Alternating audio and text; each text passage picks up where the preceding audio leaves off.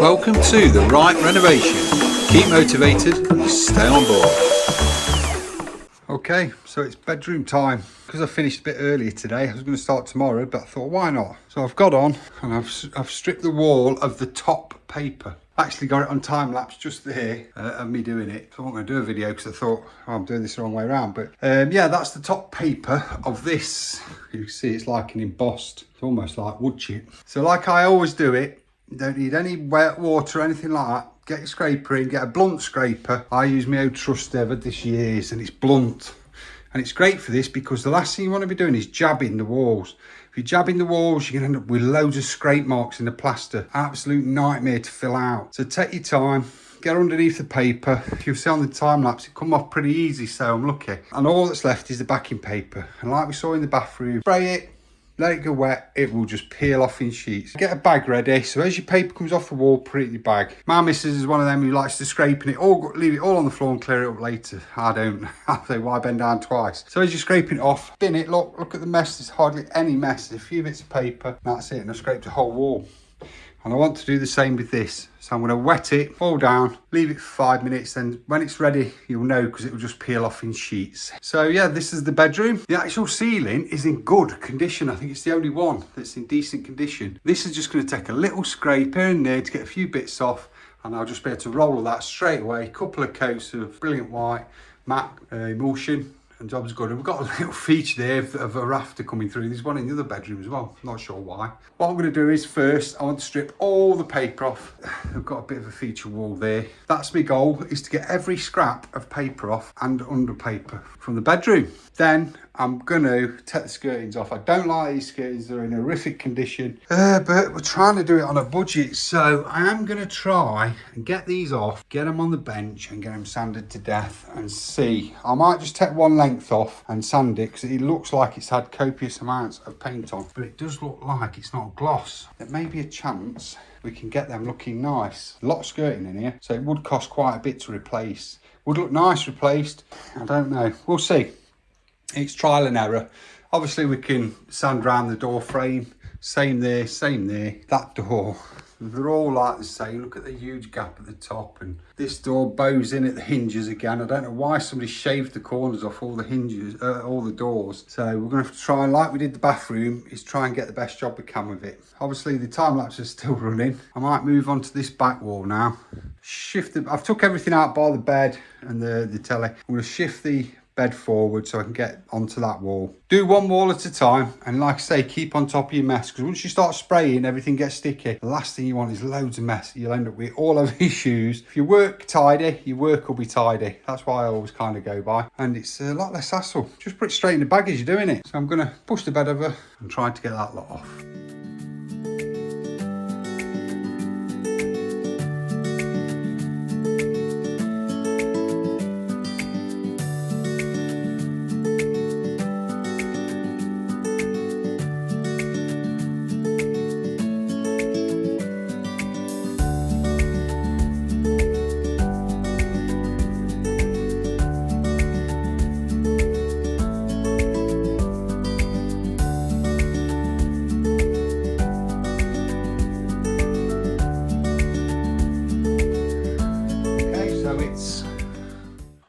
Knock off time, 4:45, a bit late. Normally knock off about 4ish. You want to get your balance of life right. A shower, get ready for the evening or whatever, but all I've got left is that one strip there on that wall. That was a bit harder to come off them two, well, 3 strips, because they painted the wall less. The more paint you've got on the top paint, the easier it comes off. But them last 3 had less paint on. You tell because the paper was a lot thinner. Just took the light switch off the wall, pulled it out of the way. Yep, I've got 2 walls there. Well, first thing in the morning, I'll get that strip off. Yeah, I think I'll start spraying all this. I'll spray all this first, and then I'll go and take that end strip off. And hopefully this will just peel off. But I can see what the walls can be like behind it. It's a bit like the bathroom. How do you get walls like that? I mean, it's blue with some sort of white streak in it. I don't understand it, unless it was blue and it's what the wallpaper paste has done to it. But it's bizarre. It looks like they've had a bit of wet up there at one point. It doesn't look wet now. There's a bit of something going off in there I think we're going to have to address. As long as that wall's not wet tomorrow, which it won't be because all the wallpaper would have come off. But once I've got it all stripped off and have a good look at it,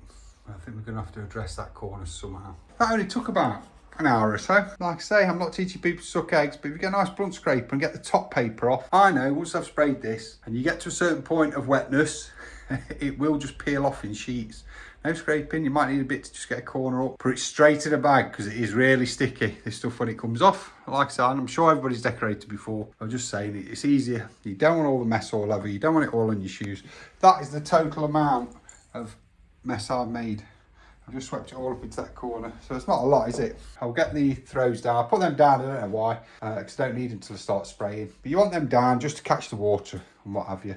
Stops any floor getting wet and stuff like that. Please join me tomorrow. We're on to the second project and look how quick it's going.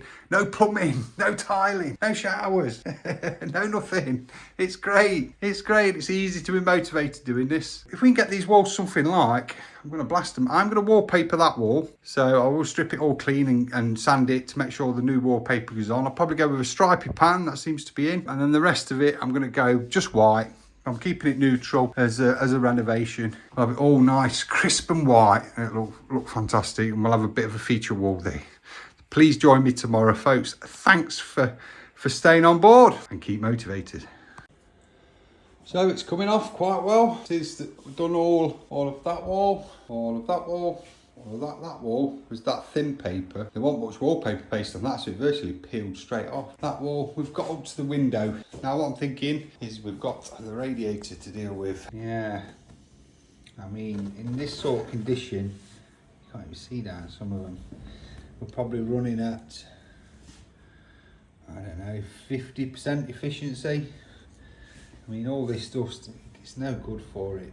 I mean, these have not been off for years, obviously, and they do attract the dust. There's nothing you can do about that. But I want to get the wallpaper off behind it as well. That will probably just peel straight off because the heat normally brings it off. I was like double down on my paste behind there. It's quite a big radiator. It's going to hold a lot of water. What I'm going to do is nip it off here. Well, undo it there. Well, turn the valves off, undo that, get a tub under it.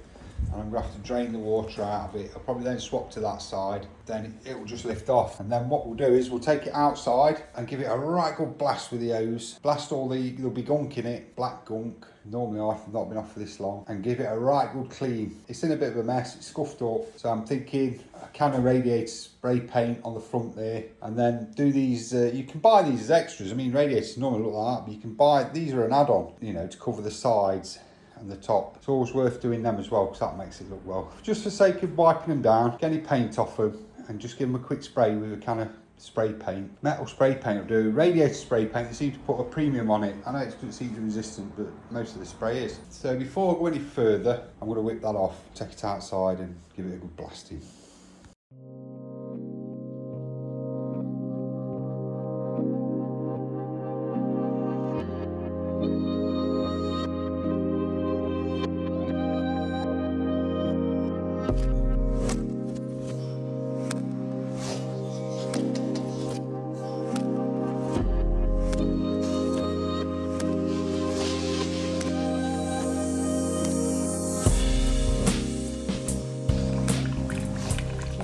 So we've undone the bleed screw because what happens is we shut off both valves, and then if you start letting water out, it creates a vacuum. So you need to undo your bleed screw to let the air through so all the water can run out.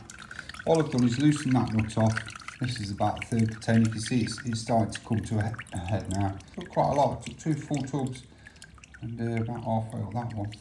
Try and get as much water out as you can, because when you start picking it up, there's going to be water going everywhere and sludge. What I tend to do is, once that's finished, I'll loosen this side off and slightly tilt the radiator that way, try and get a bit more out of it. Then when you've done that, loosen both the nuts, and what I do is I spin the radiator so the bottom is upwards.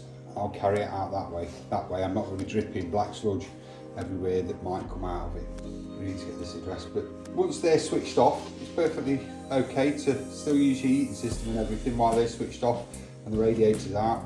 So if you're doing this in winter, that's not a problem. But you want to get it back on, I suppose, if you're doing it in winter. So, alright, near enough trip this. I'll get the nut off, tip it up a bit, and we'll get it outside.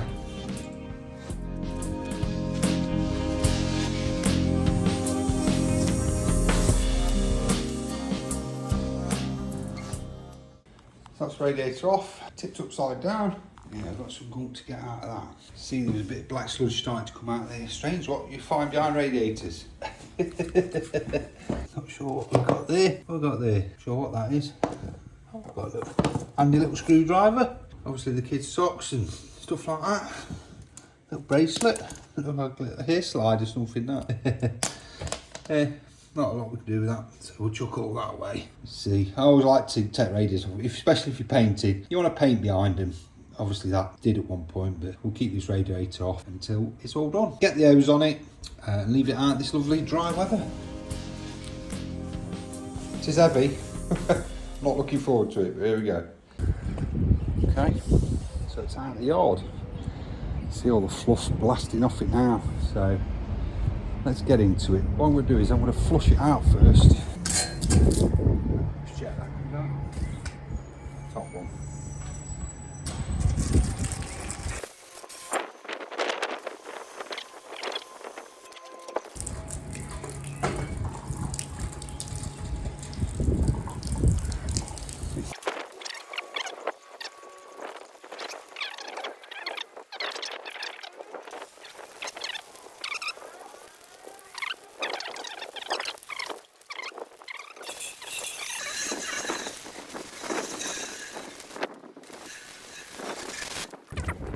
Cleaner that is.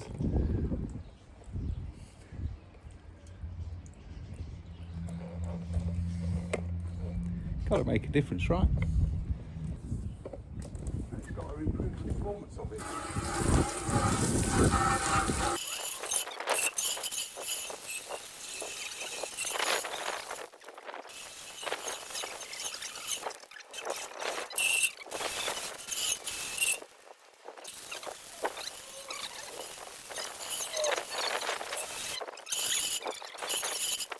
Show you.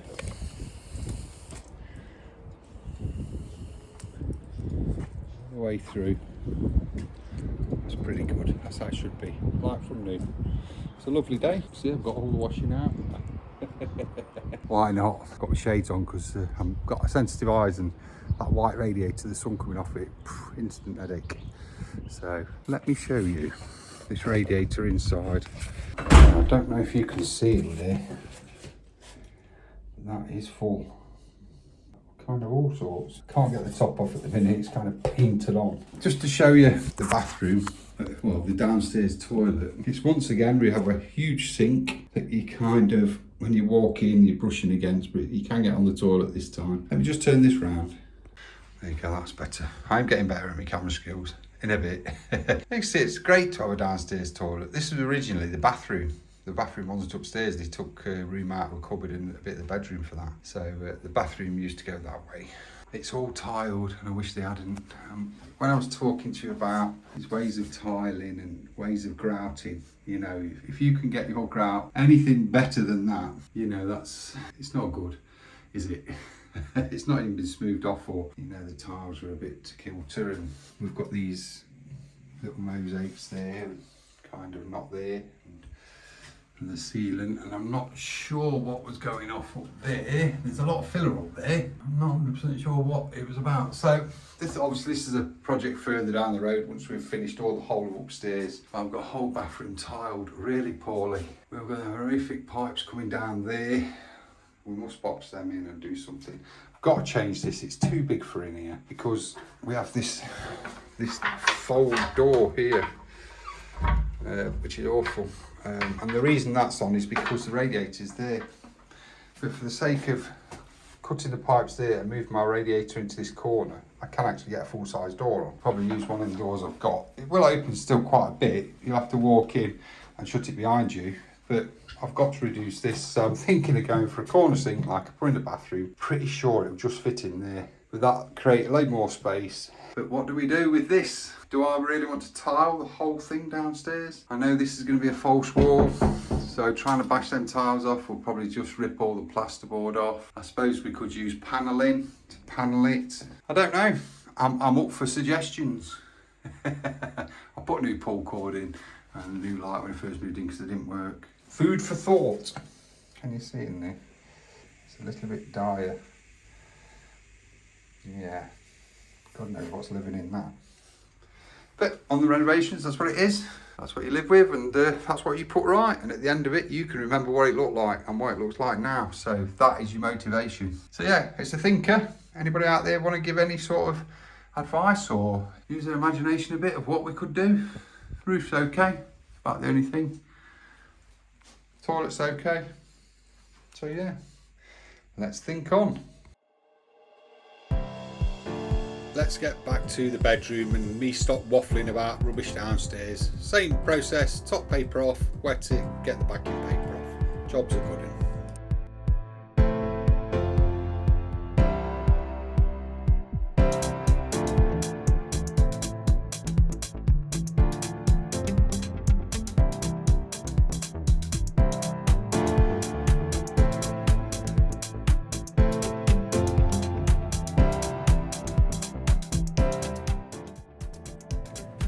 Okay, so that's all the top paper off, all the way around.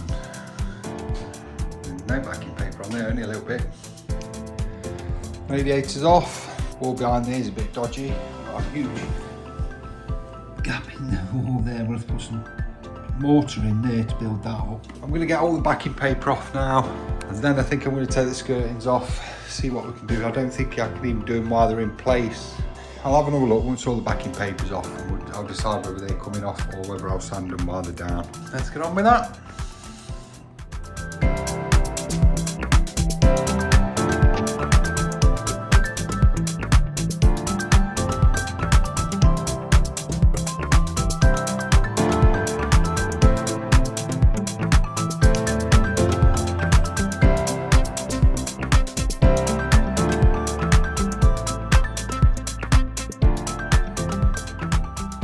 Bit of a long day, but it's 4:30 and it's knock off time. Well, I told you, 4:30, knock off.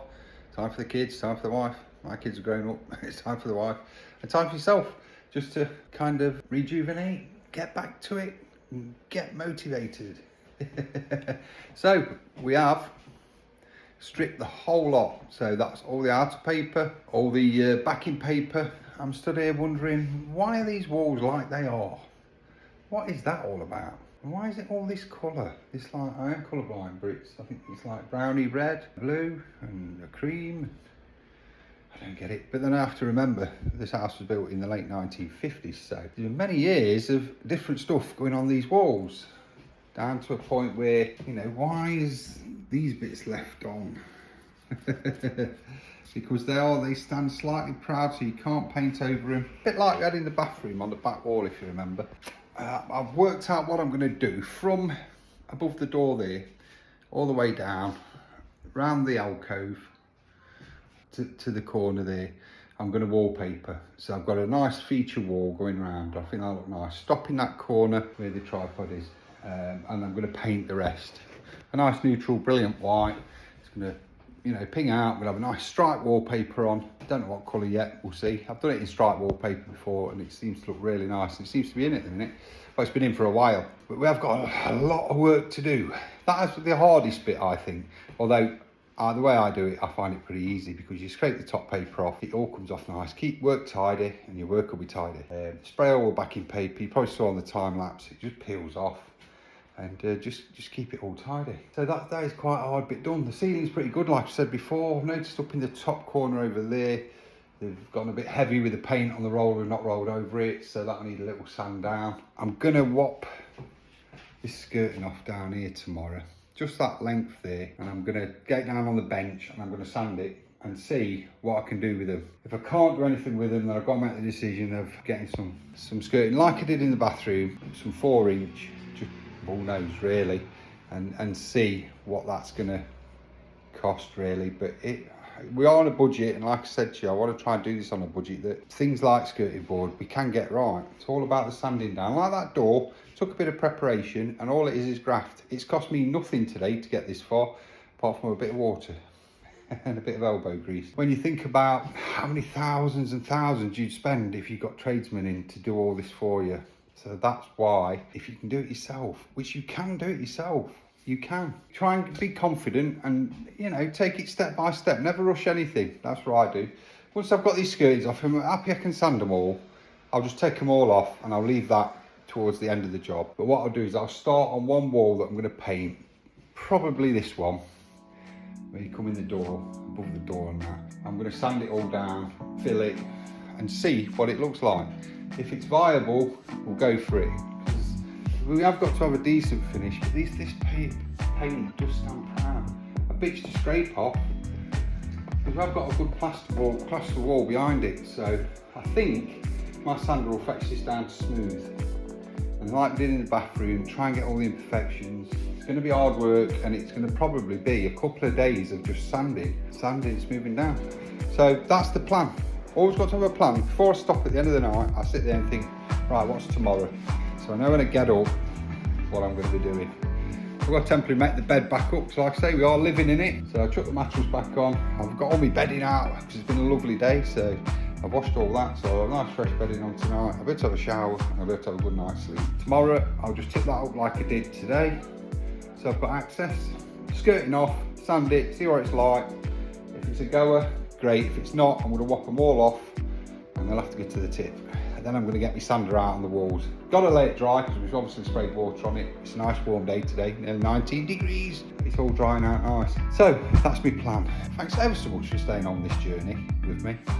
You know, I hope you're getting something from it. I'm only doing this if I can motivate one person throughout this whole 6 months journey to say, yeah, I'm going to do that and do it. You'll love it. It's just a massive change of life working from home. Well, you're your own boss.